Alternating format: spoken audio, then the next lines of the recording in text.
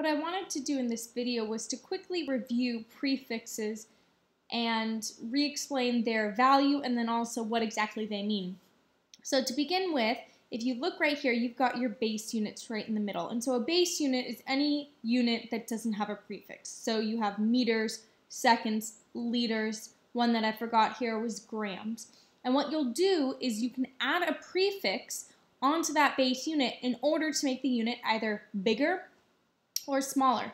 And so all of the prefixes that are above this base unit section, these all make the unit larger. So for example, if I add a capital D in front of, let's say, for example, meters, that would be decameters. So 1 decameter, that base unit just represents any of these base units, 1 decameter equals 10 meters. Hecto is 100, so 1 hectometer equals 100 base units, or 100 meters. For kilometer, that's one that you're used to. Kilo, 1 kilometer or kilometer equals 1,000 meters. Mega is 10 to the 6th, and then these two you do not need to memorize simply because we don't use them that often. But the important thing for you to know is all of these prefixes above make the base unit larger, either 10 of that base unit, 100 of that base unit, 1,000, or 1,000,000.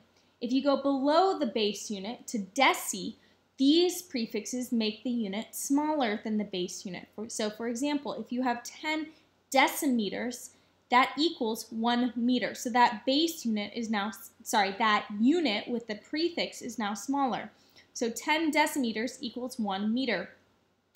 10 to the second, or 100 centimeters, equals 1 meter. That's one you should be familiar with. Same thing with milli. There are 1,000 millimeters in 1 meter. The reason why I wrote base units, though, is for you to know that you could say, for example, there are 1,000 milliliters in 1 liter. The relationship that the prefixes provide, it stays the same no matter what your base unit is.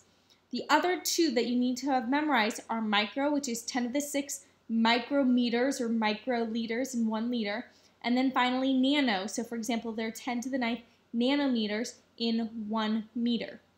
So these are the examples of the prefixes that you need to know from mega all the way down to nano. Those need to be memorized. But the cool thing is if you juxtapose, if you put these right next to each other, what you should notice is the only difference between deca and deci is that they're 10 decimeters in a meter, while they're 10 meters in a decameter. But that 10 relationship is right there. Same with centi and hecto, same with kilo and milli, same with micro and mega.